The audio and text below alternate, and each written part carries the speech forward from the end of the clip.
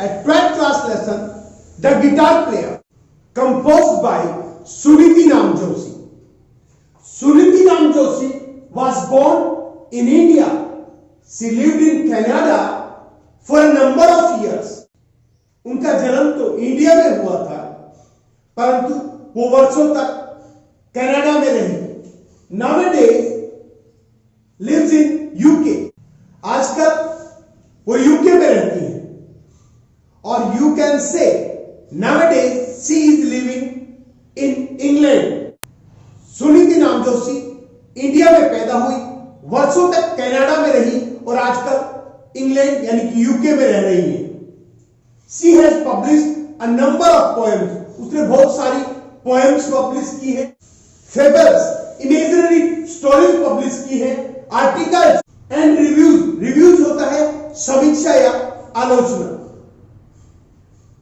Her famous books are, उसने बहुत सारी फेमस बुक्स लिखी है और उनमें से कुछ है the conversations of cow, Aditi and one eyed monkey, the blue donkey fables etcetera आदि. ये उनकी कुछ फेमस बुक्स के नाम. Now let me tell you the story of the lesson. चलिए देखते हैं स्टोरी में होता क्या है. एक लड़की बैठी हुई गिटार बजा रही होती है. एक पासरबाई, एक राहगीर उधर से गुजरता है, उसके म्यूजिक को सुनता है और उस पर मोहित हो जाता है. उसे उस लड़की से प्यार हो जाता है.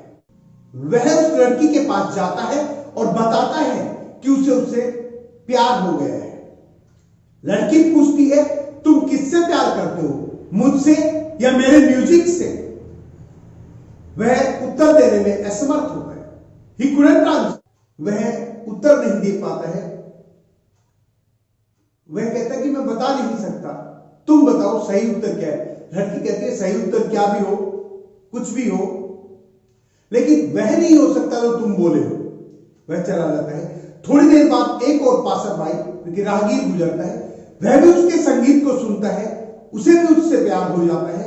वह लड़की के पास आता है और कहता है कि मैं तुमसे प्यार करता हूं.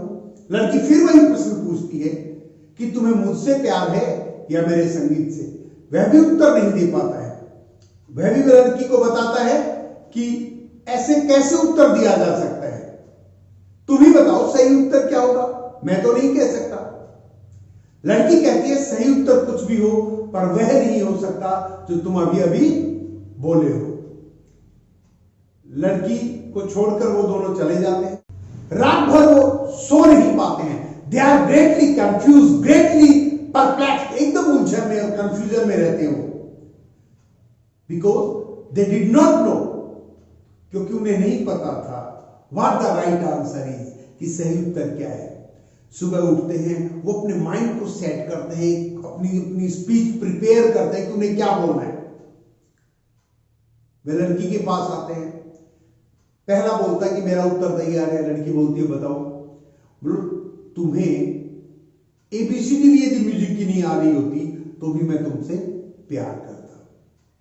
लड़की कहती है, no, it's not the proper answer. दूसरा बताता है कि यदि तुम्हारे पास ये गिटार ना भी होता तो भी मैं तुमसे इतना ही प्यार करता. लड़की कहती है, तुम्हारा उत्तर भी गलत है. तो वो दोनों कहते हैं, तो तुम बताओ सही उत्तर क्या है. वो लड़की कहती है, यदि तुम्हें मुझसे प्यार करना है तो मुझे वैसे ही प्यार करना है जैसी मैं हूं. मेरी सारी क्वालिटीज और मेरे सारे माइनस पॉइंट्स के साथ जैसी मैं आज हूं और जैसी भविष्य में होने वाली हूं, उन सभी चीजों के साथ तुम्हें मुझसे प्यार करना है. वे दोनों कहते हैं कि लेकिन ऐसा तो असंभव है, इम्पॉसिबल है. वह कहती है, हां है तो सही, पर मैं वही चाहती हूं. मैं एक संगीतज्ञ हूं, म्यूजिशियन हूं और मेरे म्यूजिक के बिना कोई मुझसे प्यार नहीं कर सकता. ऐसा कहते हुए वो एक उदास सी धुन चुनती है जो उस मौके को सूट कर सके, जो उस मौके के लिए उपयुक्त हो, और बजाने लगती है. See the first question, what feeling arose, क्या भावनाएं पैदा हुई in the heart of the passers by, राहगीरों के दिल में, after listening to the music, संगीत को सुनने के बाद. सीधा answer, the girl was playing guitar, वो लड़की गिटार बजा रही थी। Two passers by heard it, दो राहगीरों ने इसे सुना। दे बोथ स्टॉप, वो दोनों रुक गए। And listen to her music, और उसके संगीत को सुनने लगे। They both fell in love, उन दोनों को प्यार हो गया विद द गर्ल, लड़की से, after listening to the music, संगीत को सुनने के बाद।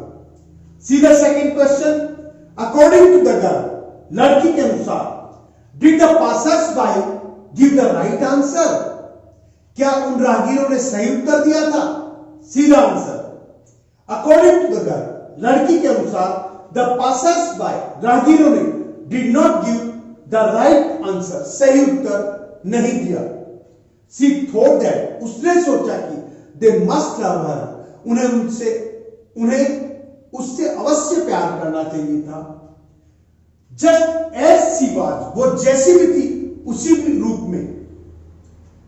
दे शुड लव हर, उन्हें उससे प्यार करना चाहिए था with all her positions and gifts, उसके सारे उपहारों और पोजीशंस के साथ, उसके पास जो कुछ था उस सब के साथ उससे प्यार करना चाहिए था। See the next question, how did the girl react to the reply of the passers by, राहगीरों के जवाब के प्रति उस लड़की ने कैसे रिएक्ट किया, कैसे प्रतिक्रिया की?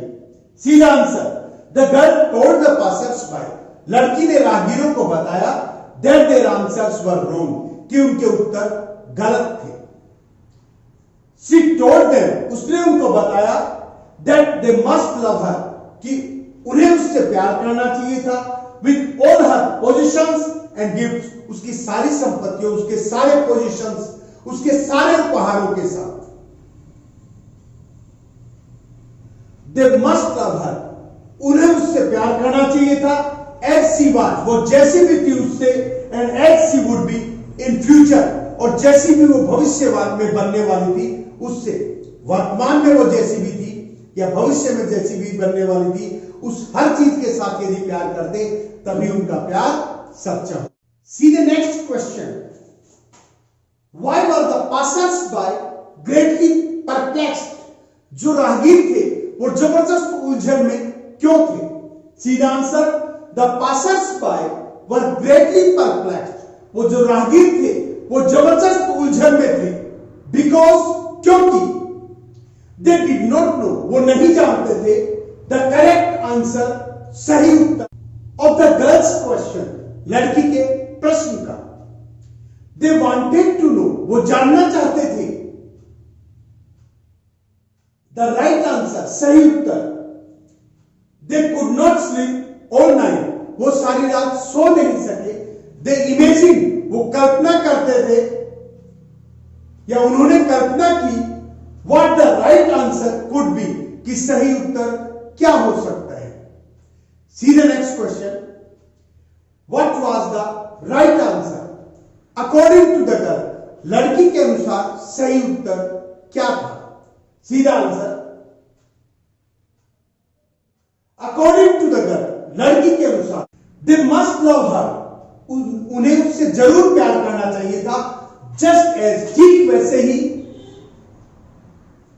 जस्ट एज, जैसा कि, शी वॉज, वो थी, आई, that means, whatever she was, वो जो कुछ भी थी, देन, तब, and whatever she would be, वो जैसी भी होने वाली थी, इन फ्यूचर, भविष्य में, उसी रूप में उससे प्यार किया जाना था।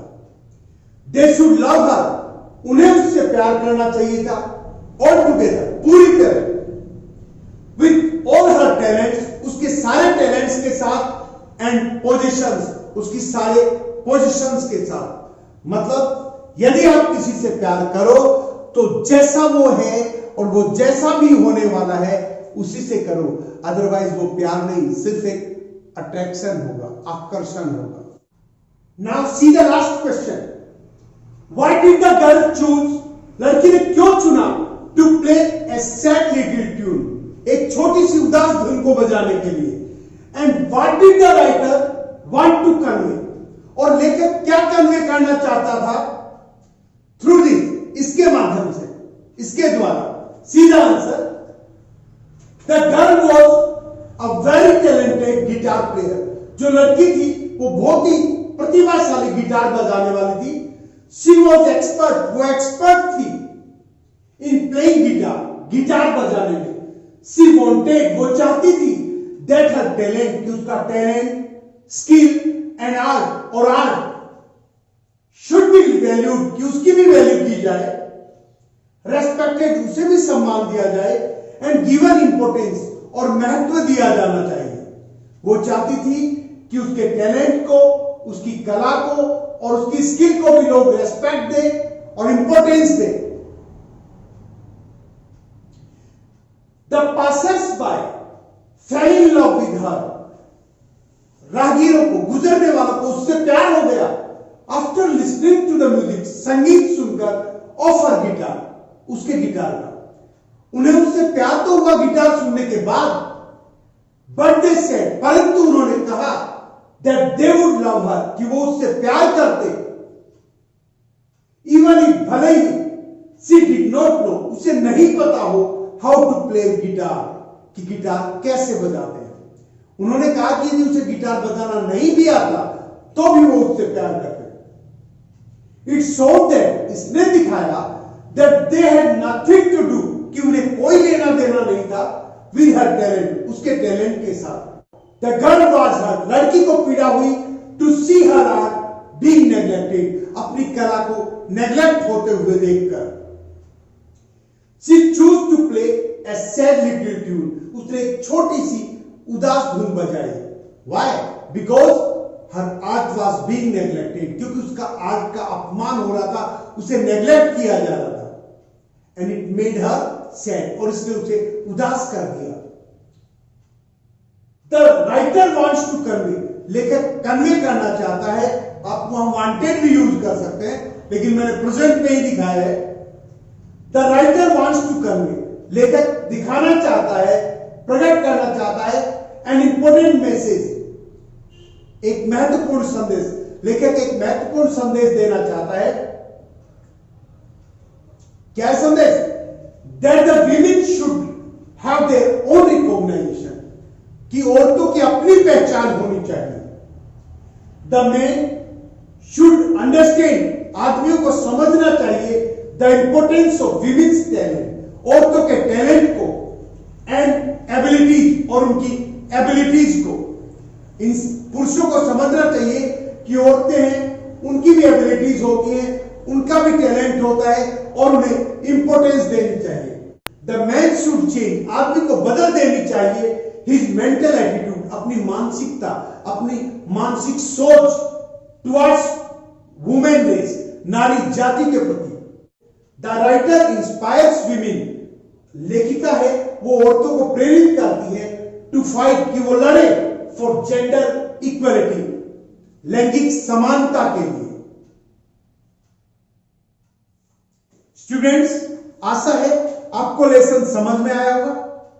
आप इन क्वेश्चंस को अपनी कॉपी में उतार सकते हैं, एक बार दो बार दोहरा सकते हैं, और आशा है आपको बहुत अच्छे से समझ में आ जाएगा। स्टूडेंट्स, यदि आपको वीडियो अच्छा लगा हो तो इसे लाइक करें, अपने फ्रेंड्स के साथ शेयर करें, ताकि वो भी इसका बेनिफिट उठा सके।